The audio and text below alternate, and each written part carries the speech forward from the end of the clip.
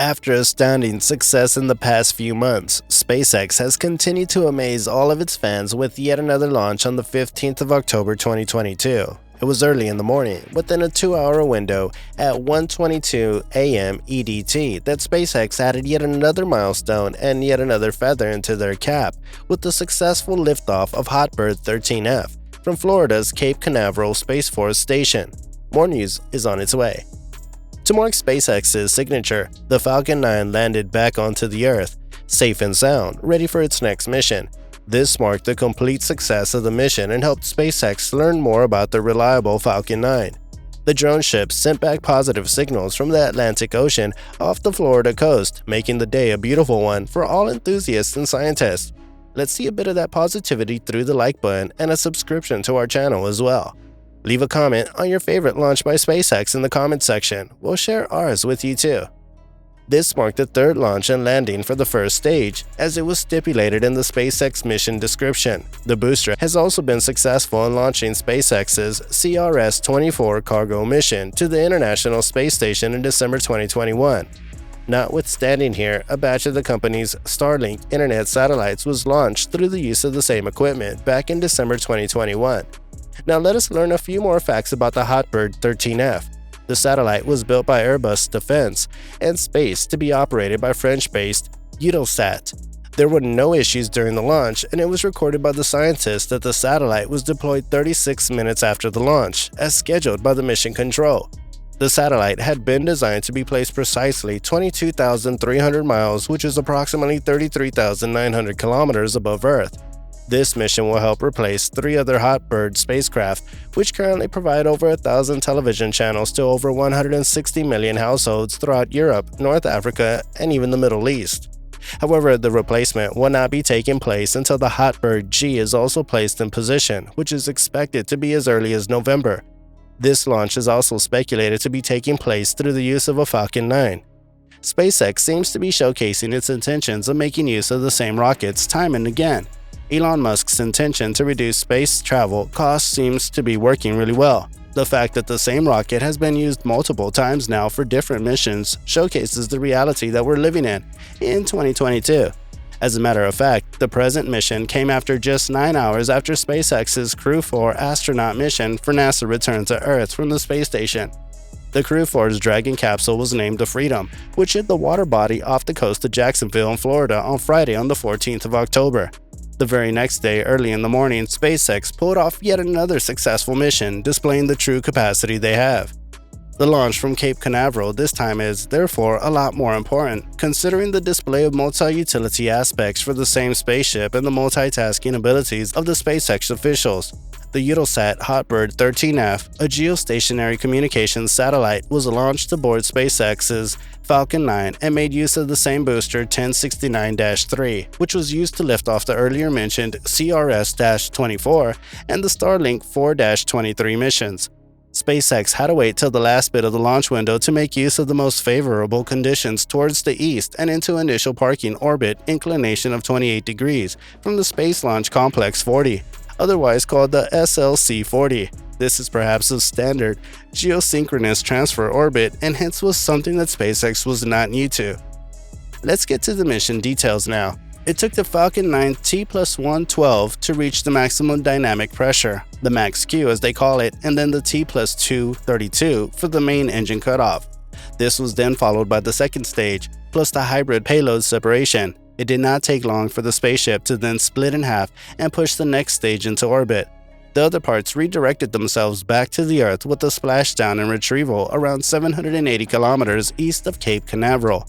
While they splashed down into the ocean, the B-1069 successfully completed its third flight by landing on the drone ship named Just Read the Instructions, which was placed approximately 663 kilometers from the coast of Cape Canaveral.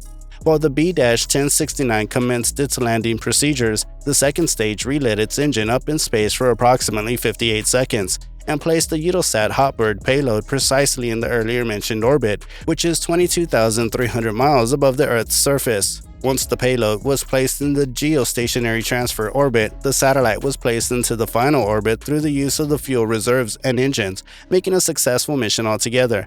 SpaceX celebrated this placement and determined yet another milestone achievement for Falcon 9. The 13F will now wait for the 13G to replace the earlier mentioned existing satellites. Both these satellites weigh over 4,500 kilograms each and are equipped with 80K U-band transponders, which will sustain operations for around 15 years, powered by 22 kilowatts of power capability through the solar panels aboard. Let us look at a few of the key features of this launch. Unlike other missions which make use of all combustible engines and propulsion, the payload this time will make use of an electric propulsion system that helped them reduce the launch mass. As prescribed earlier, the satellite was made along with Airbus in collaboration with the ESA.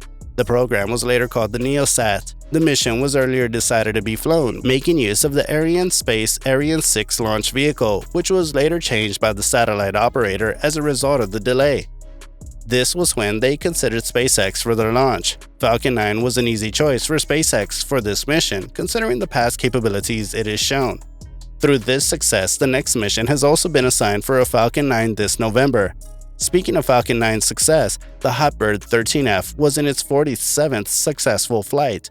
If you were to make a comparison, the PSLV launch vehicle by the Indian Space Research Organization had made over 55 launches since 1993.